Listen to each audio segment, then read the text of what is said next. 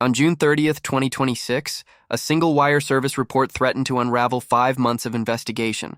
Reuters, not a tabloid, not a true crime podcast, one of the most trusted news organizations on the planet, a publication that does not print what it cannot source. And what it printed on June 30th was this. The FBI had determined that all 3 kidnapping-related messages tied to Nancy Guthrie's disappearance were fake. Not some. Not most. All 3. The note that demanded $4 million in Bitcoin and described Nancy as safe but scared. The note that said she perished shortly after she was taken. She is buried in nature now. We are truly sorry. The recent letter to TMZ claiming to have a phone with video of Nancy on what was probably her last day, with names and addresses of 2 people responsible. An FBI official told Reuters that none of them are genuine. That report went viral within minutes. It spread across every true crime platform, every news channel, every social media page that has been following this case since February. And it produced immediate chaos, because if all the notes are fake, everything built around them collapses. The authentication, the specific details about what Nancy was wearing that were cited as verification, the 5 months of the second note being protected as interrogation evidence. All of it. And then, within 24 hours, the FBI contradicted itself. And then the Pima County Sheriff's Department issued its own statement that said something different from the FBI's statement. 3 institutions, 1 case, 3 different positions on the same day. This is forensic disconnect, day 157. And today, we are going through all of it. The Reuters report, the FBI's official walkback, the PCSD's deflection, the specific assessment from a veteran crime scene investigator who may have delivered the most accurate summary of this investigation in 5 months, and what the specific pattern of communications this week tells us about where this case actually stands. Before we go further, subscribe and hit that notification bell. Here at Forensic Disconnect, we cover the cases that deserve to be remembered. Subscribe.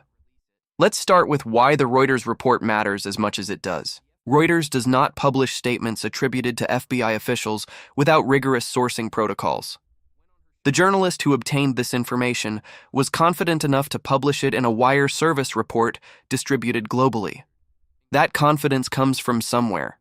It comes from a source who is specific, who is credentialed, who said directly, "None of the notes are believed to be genuine." If that is the accurate investigative conclusion, the consequences are significant and specific. The second note was held by CNN, KOL-TV in Tucson, the FBI, the Pima County Sheriff's Department, and the Guthrie family for 5 months. The FBI asked media organizations to protect its content specifically as interrogation evidence. The logic was that the note's specific details, what Nancy was wearing, the specific language of the 3 sentences, could be used to verify knowledge that only the actual perpetrator would have.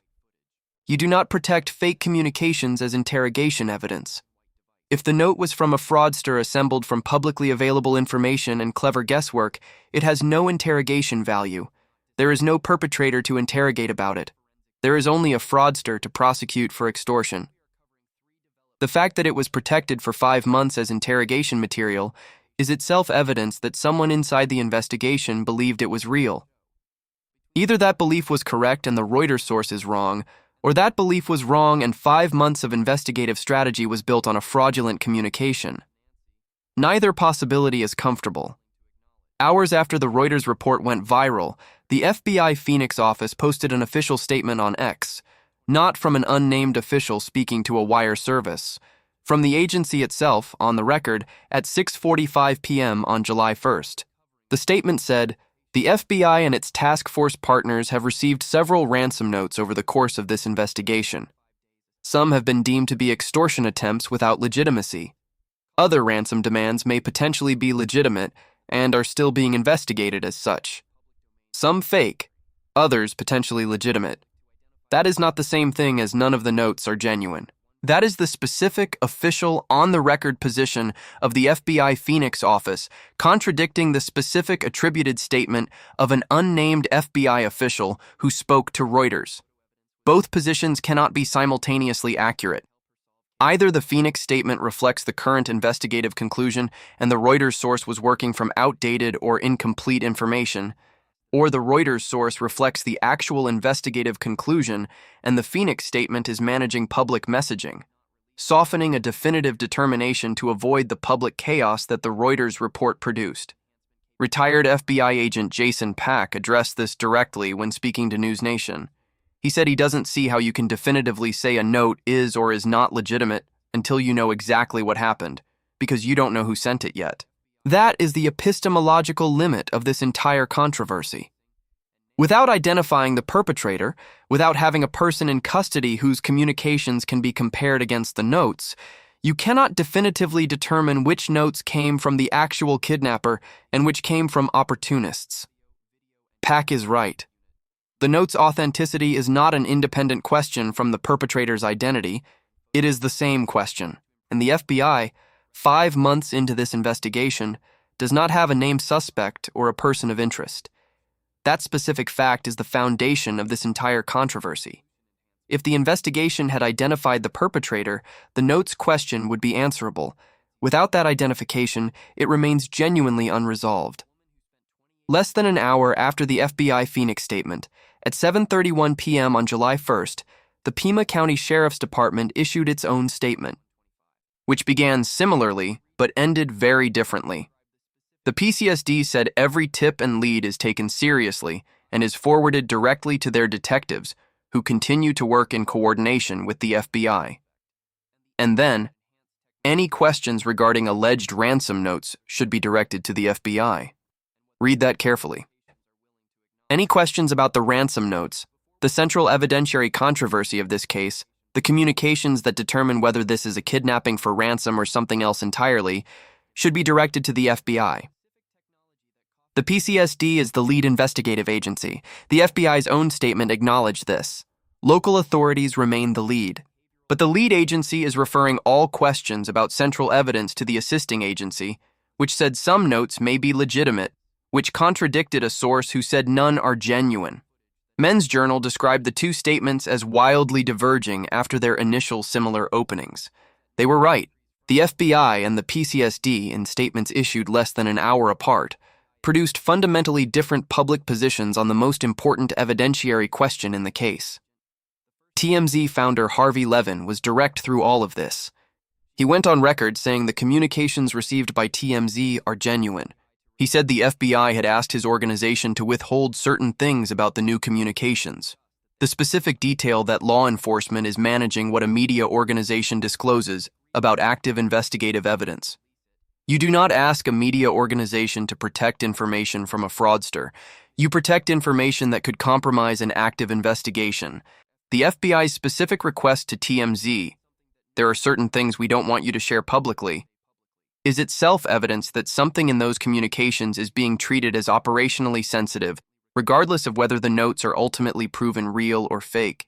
And then there was Cheryl McCollum, the veteran crime scene investigator who appeared on NewsNation's Jesse Weber Live on July 1st, while the FBI and PCSD were issuing their contradictory statements, and who did not hedge her assessment. This investigation is so botched, she said. You have not seen Savannah and her family on the same podium as the FBI and the Pima County Sheriff. They should have been standing together, making statements from day one. And we haven't seen that yet. That observation, that in 157 days, the family, the FBI, and the Sheriff's Department have not once stood at the same podium, have not once presented a unified public position, have not once delivered a coordinated joint statement, is the most visible symptom of whatever is happening between the agencies behind closed doors. McCollum is a professional assessing another professional's work. So botched is not rhetoric. It is a practitioner's assessment of a pattern that a well-managed investigation does not produce. She had another observation that is forensically specific and underreported. She said if this was about ransom, they have failed spectacularly, and then she said, I need them to write a letter to explain the blood on the front porch. Tell me how that blood got there, the blood on the front stoop. The physical evidence of violence at the scene that exists independently of every communication controversy. No note has addressed the blood. The first note said nothing about it. The second note said she perished shortly after she was taken, but not how the blood ended up on the porch. The TMZ letters have not addressed it. The blood is the physical evidence that tells investigators something happened at Nancy Guthrie's front door on February 1st that was not a peaceful departure. And it has never been explained. McCollum also offered a specific theory about what the investigation might be doing. She believes investigators are trying to draw this person out because he has been quiet for 2 months. 2 months of silence from whoever wrote the notes, if the notes are real.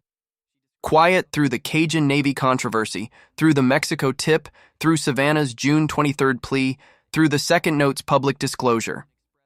And then suddenly, the Reuters report, the FBI contradiction, the chaos.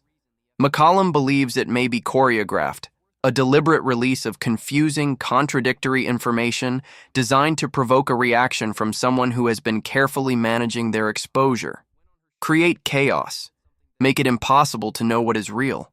See who responds. Or, equally valid, the investigation has genuinely lost control of its own narrative. The unnamed Reuters source said something they weren't supposed to say. The Phoenix office overreacted, PCSD deflected, and the chaos is not strategic, but simply chaos. McCollum said so botched. She might be right about both possibilities at once. The notes controversy does not arrive in isolation. It arrives in the context of a documented pattern of institutional decisions that has been building since February 1st. The FBI showed up immediately and was not let in for 4 days, by Kash Patel's own twice-stated account. The FBI offered its DNA laboratory at Quantico and was declined in favor of a private laboratory. The United Cajun Navy submitted a 41-page plan to deploy K-9 teams and drones in the border region and received a blanket refusal. The crime scene was reportedly left without a security perimeter in the early days, with reporters allegedly gaining access and a roof-mounted camera overlooked in the initial inspection. And now, 5 months in, 2 agencies are issuing contradictory statements within an hour of each other on the central evidentiary question of the case. McCollum called it so botched. She was describing a pattern, not a single incident. Through all of this, Savannah Guthrie has said nothing publicly about the notes controversy. She appeared on the Today Show on June 23rd and made her plea, "We are in agony. We are begging for your help. We love our mom." She has not appeared publicly since to address the Reuters report, the FBI contradiction, or the PCSD deflection. She has not commented on whether the notes she received and responded to in February, saying "we received your message and we understand," are now considered fake or potentially legitimate. That silence is more informative than any statement she might make. Savannah has been public about this case for 157 days, going to work every morning in yellow, appearing on camera when it matters. The absence of a statement on this specific development, the most significant public controversy about the investigation since the second note's contents were disclosed, suggests either a specific request from investigators not to comment or the decision of a woman who knows something she cannot share publicly. She knows what she was told in February. She knows whether what she understood was subsequently confirmed or refuted by the investigation's private communications. She has not shared what she knows. And the investigation, 157 days in, has not publicly resolved the question that her silence protects. What does day 157 actually tell us about where this investigation stands? The second note said she is buried in nature now. If that note is potentially legitimate, as the FBI Phoenix statement says, Nancy Guthrie is buried somewhere in the desert around Tucson. The terrain the Cajun Navy offered to search with K-9 teams and thermal drones in February. The terrain that has not been systematically searched. If the note is fake, the buried-in-nature narrative collapses, and the investigation is left with only the physical evidence from the scene. The blood, the DNA, the pacemaker timeline, the porch guy on camera, which is still significant, still points somewhere, but no longer has a geographic direction from the communications. The investigation's public position on which it is, real or fake, has been 3 contradictory statements in 24 hours. Reuters says fake. FBI says some may be real. PCSD says ask the FBI. And a veteran crime scene investigator watched all of it and said so botched. Nancy Guthrie is 84 years old, 5 feet tall, silver hair and blue eyes. She has been missing for 157 days. Her family has never stood at a podium with the FBI and the Pima County Sheriff. The blood on the front porch has never been explained. What do you think? Is the investigation's chaos this week deliberate strategy to flush someone out, or is it genuine institutional dysfunction? Drop your theory in the comments below. Do you think the second note is real? And do you think the investigation will ever produce the joint press conference that McCollum says should have happened from day one? Let's go deeper into what the specific sourcing of the Reuters report tells us about the internal dynamics of the FBI's investigation. Reuters is a wire service whose journalistic standards require specific, credible sourcing for statements attributed to federal officials. The journalist who published this report was confident enough in their source to run a story that would immediately and globally undermine 5 months of public narrative around the most watched missing persons case in modern American history. That is not a decision made lightly. That is a decision made because the source was credible, specific, and either authorized to speak or believed they were operating within acceptable bounds. An FBI official, not a former agent, not a source close to the investigation, an official, told Reuters that none of the ransom notes are believed to be genuine. The specific word believed is important. Believed is not the same as determined or confirmed. It is the language of an investigative assessment, a current working conclusion, a position the investigation holds with confidence, but has not yet closed into a final determination. The Reuters source said none are believed to be genuine, not none are definitively proven fake.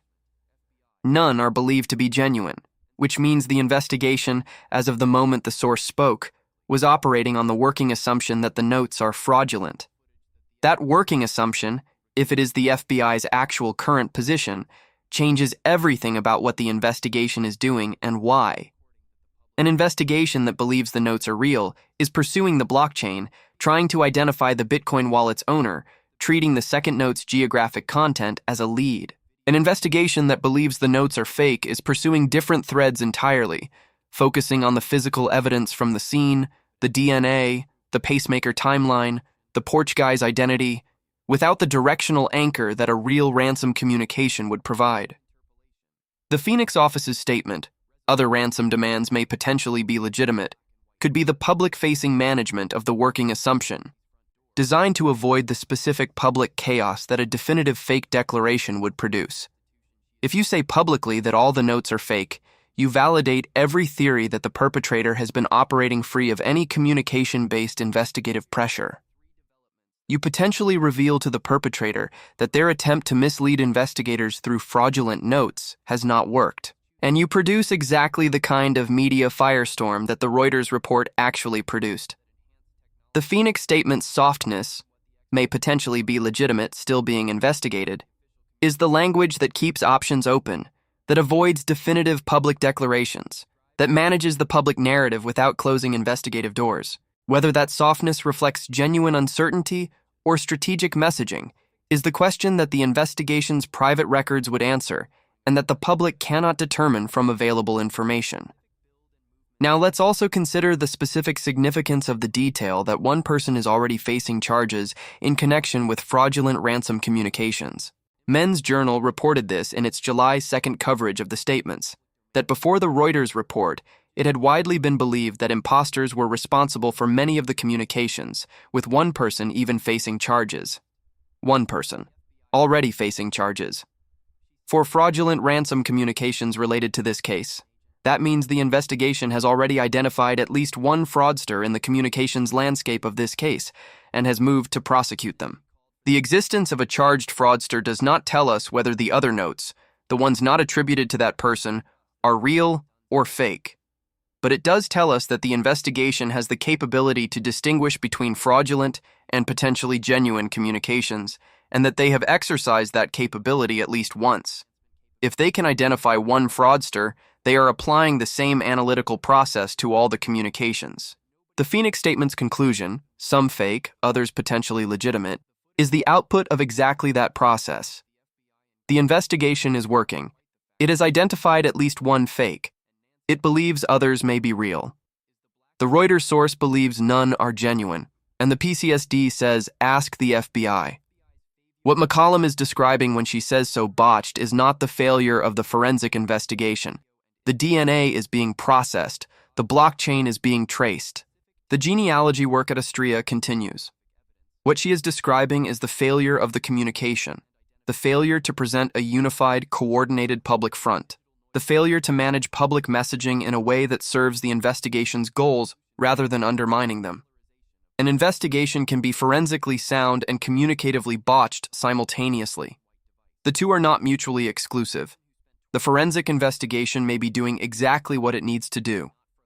The communication, the way the investigation presents itself to the public, manages media relationships, coordinates between agencies, and presents a unified position, has been, in McCollum's assessment and in the specific evidence of this week's contradictory statements, so botched.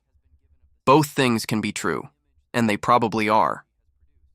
Now let's think about what the next development in this case is likely to be, and what it tells us about where we are.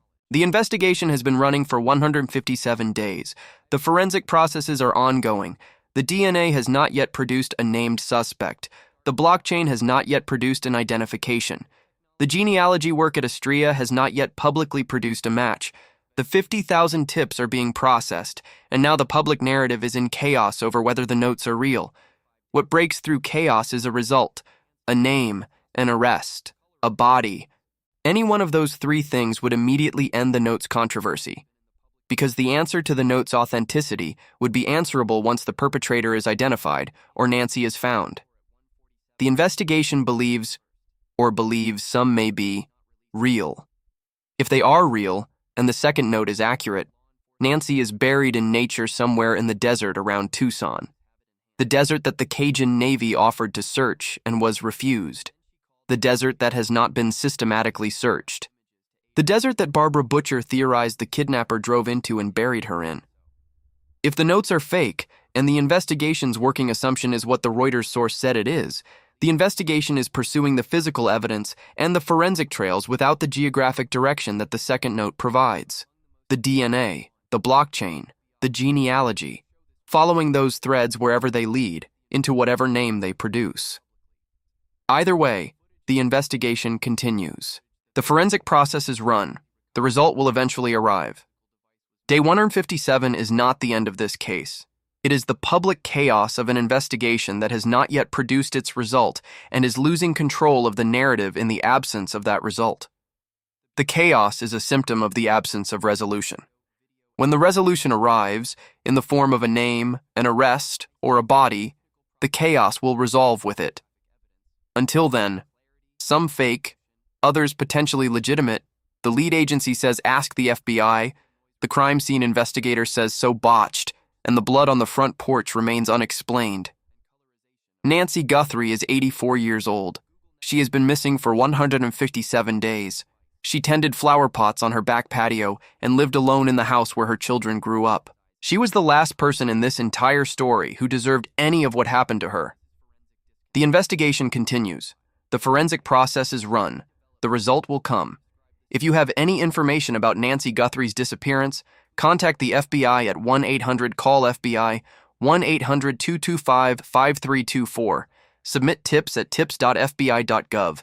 Call the Pima County Sheriff's Department at 520-351-4900 or 88-CRIME. The combined reward is over $1.2 million, completely anonymous. Hit the like button. Subscribe to Forensic Disconnect. Drop your theory.